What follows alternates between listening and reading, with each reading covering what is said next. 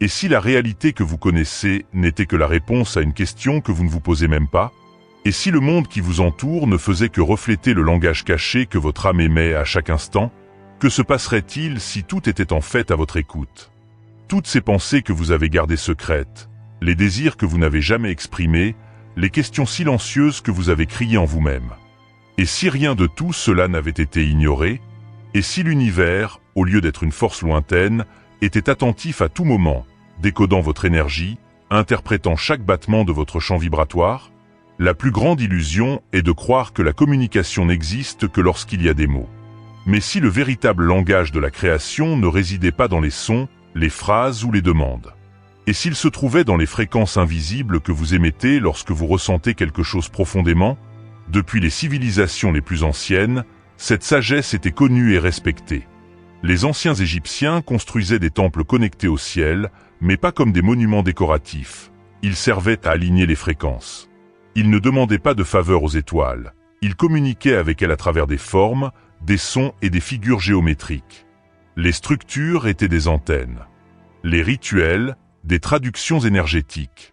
Et chaque geste était une forme de réponse vibratoire. Dans l'Inde ancestrale, les sages ne se contentaient pas d'observer le ciel. Ils comprenaient que le même principe qui organisait les galaxies résidait également à l'intérieur de l'être humain.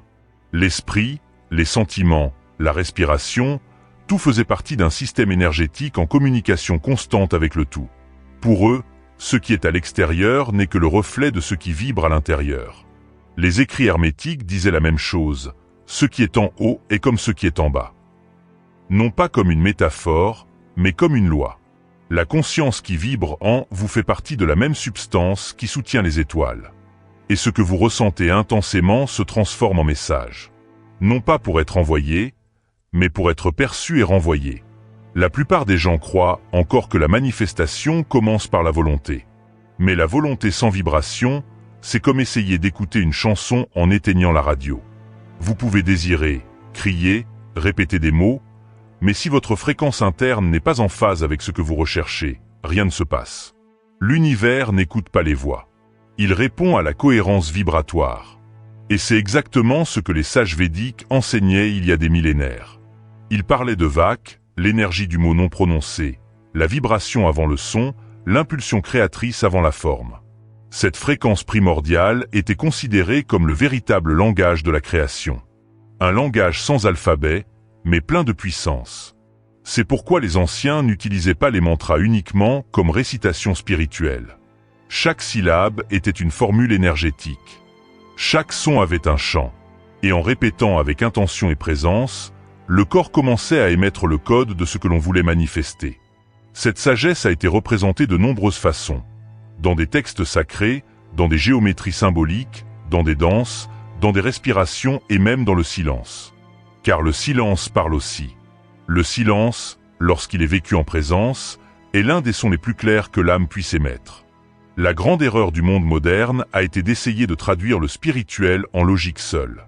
Le rationalisme a étouffé la sensibilité. La science a commencé à exiger des preuves visibles et à ignorer ce qui est plus vrai que toute évidence, l'expérience directe.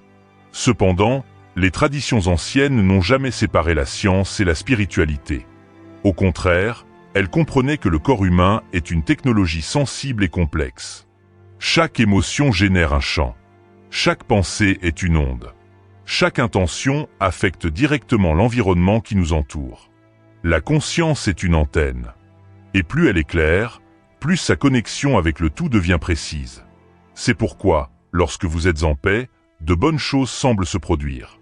Lorsque vous êtes désespéré, tout semble bloqué. Parce que l'univers ne juge pas, il reflète. Il renvoie simplement le signal qu'il reçoit. Comme un chant quantique, il reflète le modèle dominant. La question ne doit donc pas être « que veux-je » mais « qui suis-je en ce moment ?» Car vous n'attirez pas ce que vous désirez, mais ce qui vibre. Non pas ce que vous demandez, mais ce que vous soutenez. Et tant qu'il y aura un fossé entre ce que vous ressentez et ce que vous désirez, c'est la vibration qui prévaudra, et non l'intention. Les peuples de Mésoamérique le savaient. Ils observaient le ciel non pas comme ceux qui tentent de contrôler leur destin, mais comme ceux qui apprennent à dialoguer avec lui. À travers les cycles lunaires, les constellations les signes de la nature, ils ont appris à lire le monde comme un miroir de l'esprit. Les calendriers n'étaient pas seulement des mesures du temps, mais des cartes vibratoires.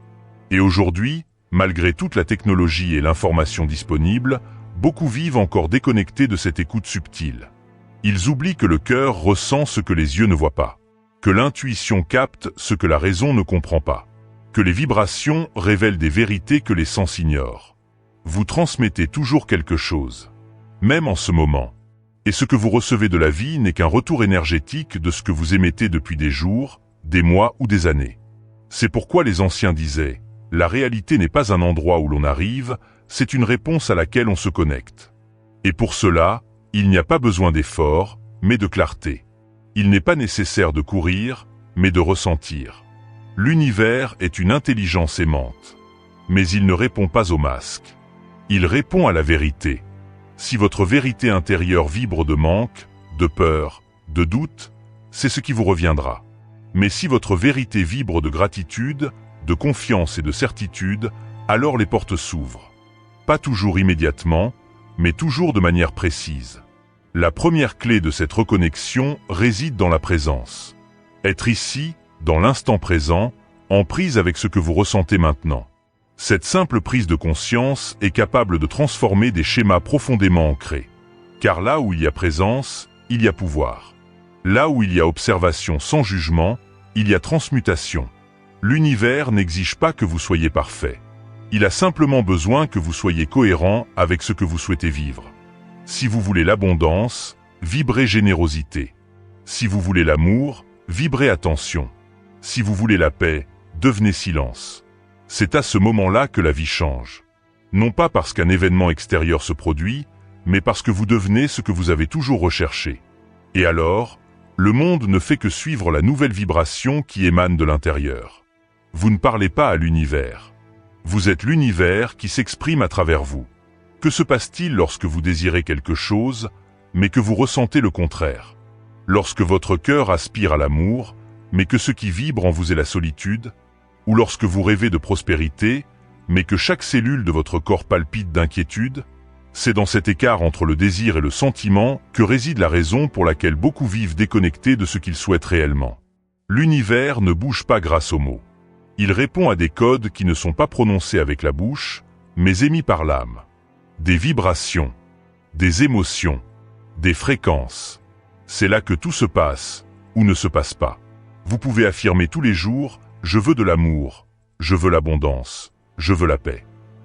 Mais si votre champ intérieur est chargé de manque, de peur ou d'anxiété, c'est exactement ce qui sera reçu comme signal. Parce que l'univers est un champ réceptif de résonance. Il vous renvoie ce que vous émettez. Toujours. Les traditions les plus anciennes l'ont toujours su. Dans les écritures védiques, il y a une mise en garde contre Emgat, l'erreur de voir de l'eau là où il n'y a que du sable. Lorsque le désir naît de l'absence, il devient mirage. Ce qui semble être un objectif devient un cycle de frustration. Vous courez, mais vous n'arrivez pas. Vous demandez, mais vous ne recevez pas. Vous sentez que quelque chose ne va pas, mais vous ne pouvez pas mettre le doigt dessus.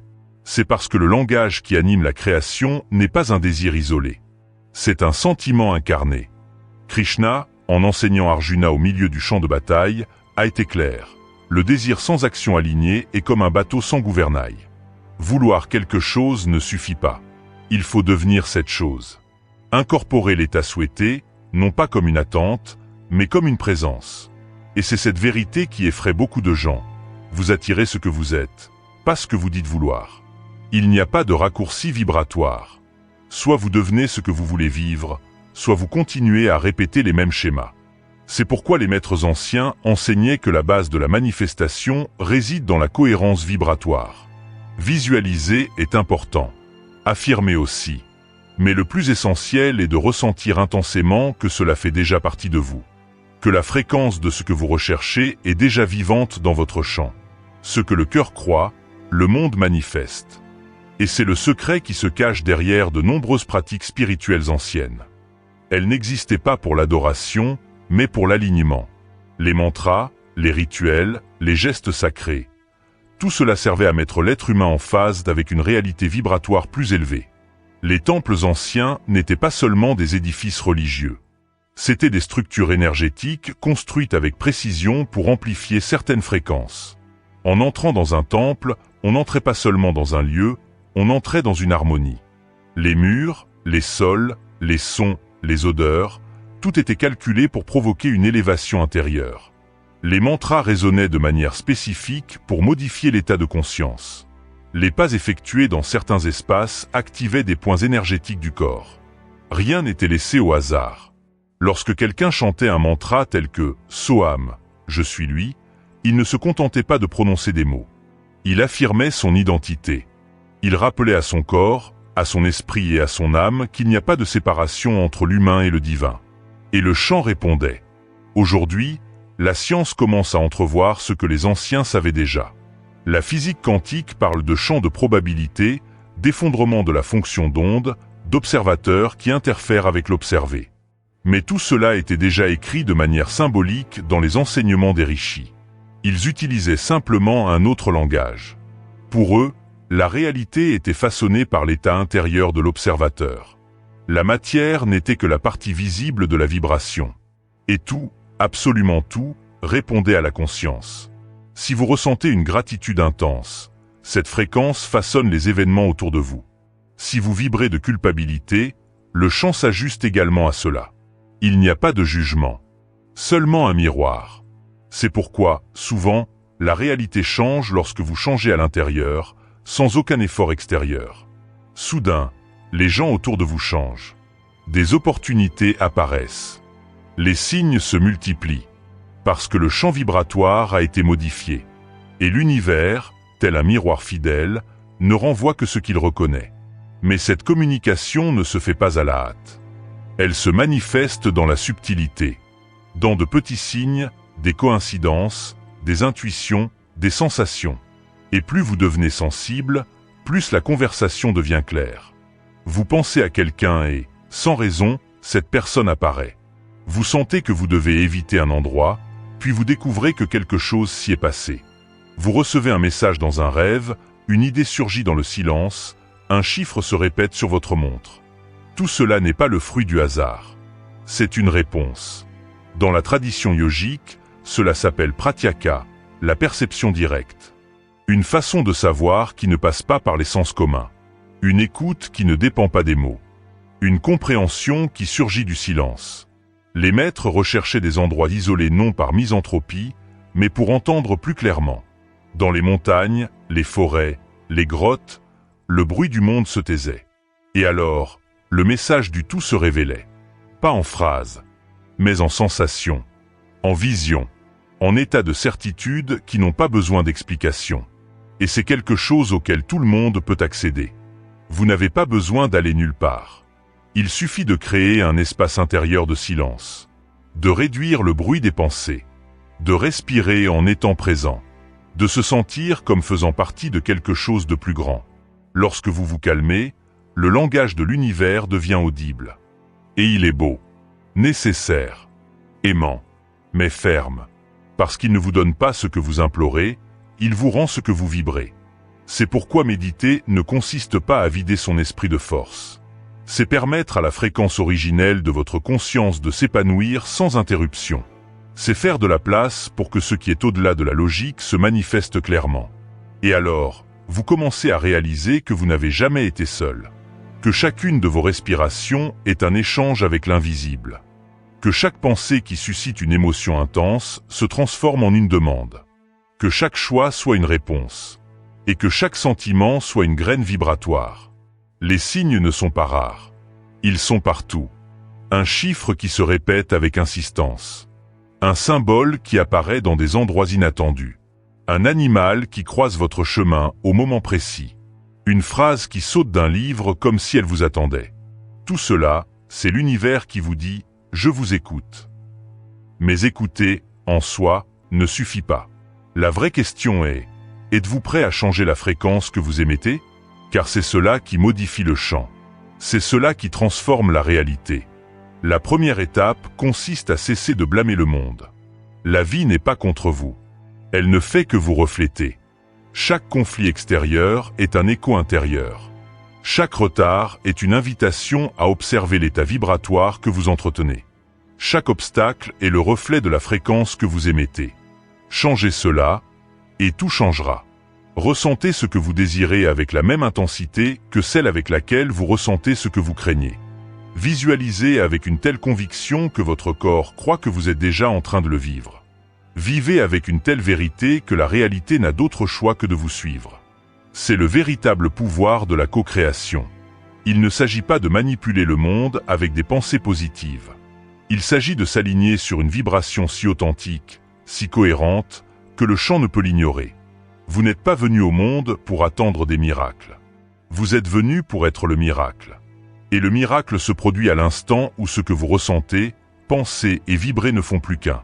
Au centre de la tête humaine, entouré de structures cérébrales qui régulent les pensées, les émotions et les souvenirs, se trouve une petite glande en forme de pomme de pin. Bien que discrète aux yeux de la science moderne, cette structure revêt une signification profonde pour de nombreuses traditions spirituelles anciennes. La glande pinéale. Bien au-delà de sa fonction biologique, elle est reconnue depuis des siècles comme une antenne spirituelle. Une sorte de radar interne, capable de capter les signaux de l'invisible et de connecter l'être humain à des plans plus subtils de l'existence. Non par superstition, mais par observation directe. Dans la tradition du yoga, cette glande est considérée comme un portail énergétique qui s'ouvre grâce à la pratique régulière de la méditation, de la respiration et des sons sacrés. Lorsqu'elle est activée consciemment, la perception change. Les sens physiques s'éteignent et une autre écoute s'ouvre, une écoute qui ne dépend pas des mots. Lorsque l'on prononce le son primordial 1M, par exemple, il ne s'agit pas de faire du bruit. Il s'agit d'entrer dans une fréquence. Une vibration qui unit le corps, l'esprit et l'âme dans un seul champ de conscience. Le son parcourt la colonne vertébrale, résonne dans les centres énergétiques, élargit le champ et touche des dimensions au-delà de l'intellect. C'est une technologie vibratoire, vivante, accessible. Chaque fois qu'il est prononcé avec intention, il résonne à l'intérieur et à l'extérieur, alignant l'être sur le rythme universel. Et les anciens le savaient. C'est pourquoi ils ont développé des cartes vibratoires telles que le Sri Yantra, un mandala composé de triangles interconnectés qui représente la fusion du divin masculin et féminin. Plus qu'un symbole, le Sri Yantra est une architecture énergétique. Méditer sur lui, c'est comme programmer son esprit avec la géométrie du cosmos. Là, entre les formes entrelacées, se trouve un code qui relie la pensée, l'intention et la manifestation. En fixant le regard sur ce motif et en faisant taire les bruits intérieurs, la conscience commence à reconnaître la structure de la création. Et le corps se met à vibrer différemment. Aligné. Coherent. Active. Mais cela ne s'arrête pas là. Le véritable saut se produit avec la visualisation consciente. Cette pratique ne consiste pas à imaginer quelque chose de vague. Il s'agit d'entrer dans un état où ce que l'on désire existe déjà. Les sages du passé comprenaient que le sentiment associé à l'image mentale était ce qui activait le champ vibratoire. Il ne suffisait pas de voir. Il fallait ressentir comme si c'était réel. Lorsque vous visualisez un scénario de prospérité avec une émotion authentique, votre corps commence à réagir. Votre esprit crée des chemins. Vos croyances s'alignent. La vibration change. Et, comme un écho, l'univers répond. Car la création n'obéit pas au doute. Elle est mue par la certitude vibratoire. En sanskrit, il existe une maxime qui résume tout cela. Yad bhvam te adebhavati, ce que vous ressentez, vous le devenez. Ce n'est pas une belle métaphore. C'est une description exacte de la façon dont le champ répond à l'être. Le sentiment est la commande. Et l'univers est le miroir qui renvoie ce que vous soutenez avec le plus de cohérence. C'est pourquoi affirmer « je suis prospère » avec une émotion neutre n'a aucun effet. Mais l'affirmer avec vérité, avec une vibration alignée, transforme. Car la conscience n'écoute pas seulement. Elle façonne la réalité à partir de ce qu'elle ressent. Les traditions tantriques le savaient également. Leurs enseignements ne recherchaient pas l'extase à l'extérieur, mais l'expansion intérieure. Le corps était traité comme un temple. L'énergie sexuelle, comme une force créatrice. La respiration, comme le fil conducteur de la conscience. Tout faisait partie d'une ingénierie vibratoire sophistiquée. Les mots n'étaient pas seulement des vecteurs de communication. Ils étaient des outils de transformation. Chaque son avait un impact. Chaque respiration était une impulsion créative. Chaque geste était un pont entre le monde visible et l'invisible. C'est pourquoi le véritable pouvoir ne réside pas dans des formules magiques. Il réside dans le souvenir. Ce souvenir que vous portez déjà tout en vous. Ce souvenir qu'il n'est pas nécessaire de chercher à l'extérieur, ce qui ne peut s'épanouir qu'à l'intérieur. Vous n'avez pas été créé pour vivre en demandant des faveurs à l'univers. Vous avez été créé pour ne faire qu'un avec lui. Non pas pour implorer des miracles, mais pour devenir le lieu où il se manifeste. Les anciens enseignements sont clairs. Le point de départ est toujours interne. L'alignement commence par la conscience. Par la façon dont vous ressentez, pensez et agissez. La vibration de votre chant est la commande principale. Et tout le reste en est la conséquence. Vous êtes l'univers s'exprimant à travers un corps humain. Il n'y a pas de séparation. Vous n'êtes pas un visiteur de la réalité. Vous êtes la réalité elle-même qui prend forme, qui pulse, qui crée à chaque instant. Les peuples indigènes de diverses régions de la planète l'ont toujours compris. Ils n'adoraient pas un dieu extérieur. Ils reconnaissaient le sacré en eux-mêmes, dans la nature, dans l'autre. Ils dansaient avec le cosmos. Ils chantaient avec le vent. Ils plantaient avec la lune. Ils vivaient en harmonie. Et cette connexion se manifeste dans la sagesse d'expression telle que Teate Tvamasi, tu es cela. Un rappel éternel que le divin n'est pas loin. Il est en vous, autour de vous, en tout. À partir du moment où vous reconnaissez cela, tout change. La vie cesse d'être une quête et devient une expression. Vous cessez de courir après des réponses, car vous commencez à vivre dans un état d'écoute. Vous n'essayez plus de prouver quoi que ce soit. Vous êtes simplement. Et cette présence, cette vibration stable, commence à créer une nouvelle réalité. Non par la force, mais par résonance. La vie se réorganise autour de votre nouveau champ. Les situations changent. Les connexions se transforment. Les synchronicités augmentent. Car désormais, vous n'êtes plus en décalage avec le tout, vous êtes en harmonie. Et c'est à ce moment-là que la véritable prière se produit. Non pas comme une supplication, mais comme une vibration cohérente. Chaque pensée devient une prière. Chaque émotion, un langage. Chaque respiration, un message envoyé au champ universel. C'est cela, parler à l'univers. Cela ne demande pas de mots, mais de la conscience. Cela ne demande pas la perfection, mais la présence. Et lorsque vous en prenez conscience, vous vous éveillez. Découvrez que cela n'a jamais été une question d'atteindre quelque chose, mais plutôt de vous souvenir qui vous êtes. Vous êtes fait de la même substance qui allume les étoiles. La conscience qui vous anime est la même qui crée les mondes. Ce que vous ressentez véritablement devient réalité. Ce que vous vibrez constamment prend forme. Personne ne vous écoute de loin. Il n'y a pas de distance. Il n'y a pas de séparation. La communication est en train de se produire. En ce moment même. À travers chaque battement de cœur. Chaque intention. Chaque choix. L'univers écoute. Et il n'écoute pas avec ses oreilles. Il ressent ce que vous ressentez. Il reconnaît ce que vous soutenez. Il vous renvoie ce que vous vibrez. C'est pourquoi la question finale n'est pas que voulez-vous attirer, mais qui choisissez-vous d'être? Car le miracle que vous attendez, vous attend.